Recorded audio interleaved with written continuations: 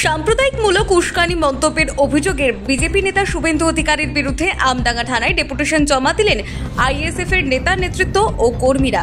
এদিন আমাদের ক্যামেরার মুখোমুখি হয়ে বিস্তারিত কি বললেন আইএসএফ এর নেতা কুতুবউদ্দিন ফতেহি সহ আরো অন্যান্যরা, সরাসরি শুনুন এনবি বাংলা মিডিয়ায়। সারা রাজ্যের এবং বিশেষ করে পশ্চিমবাংলার যে বিধানসভা, এই বিধানসভার মধ্যে যেভাবে শুভেন্দু অধিকারী সম্প্রীতি নষ্ট করার বাতাবরণ তৈরি করেছে, তার বিরুদ্ধে আজকের আমাদের অভিযোগ। আমডাঙ্গা থানাতে পুলিশ প্রশাসনের কাছে, আইনের কাছে, সংবিধানের কাছে আমরা দ্বারস্থ হয়েছি।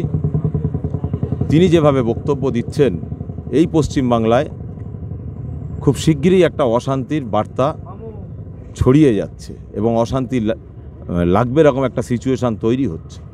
সেজন্য আমরা চাই, আমাদের বিধায়ক নওশাদ সিদ্দিকী চান, আমাদের দলের চেয়ারম্যান, যে 5 টাকার পেনের মূল্যটা দেখাও। আমরা খাতা আর পেনের লড়াইটা করি। সেজন্যই আজকের এখানে এসেছি শুভেন্দু বাবুর বিরুদ্ধে অভিযোগ জানাতে।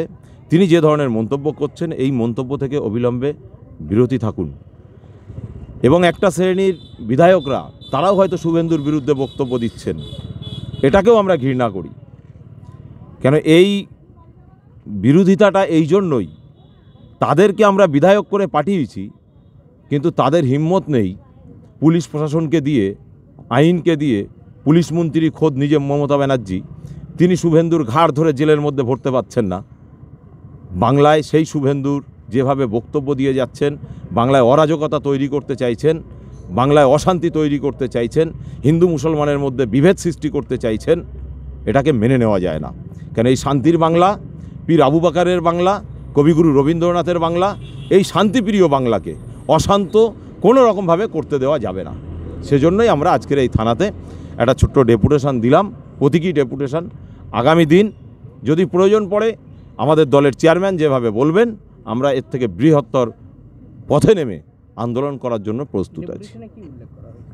ডেপুটেশন কপিতে আমরা উল্লেখ করেছি এটাই, যে শুভেন্দু মহাশয় ভারতীয় সংবিধানকে লঙ্ঘন করছেন এবং সাম্প্রদায়িক সম্প্রীতি নষ্ট করার যে পরিকল্পনা করছেন, সেটাকে নষ্ট করার জন্য উপযুক্ত প্রশাসনিক ব্যবস্থা গ্রহণ করবেন, এটাই আমরা দাবি রেখেছি।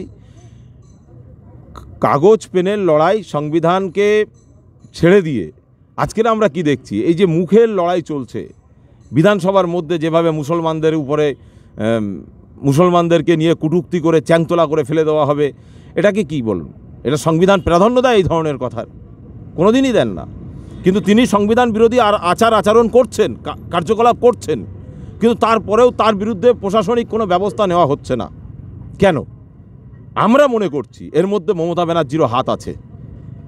না হলে এই শুভেন্দু অধিকারীকে ঠান্ডা করতে মমতা ব্যানার্জির 2 মিনিট সময় লাগে না।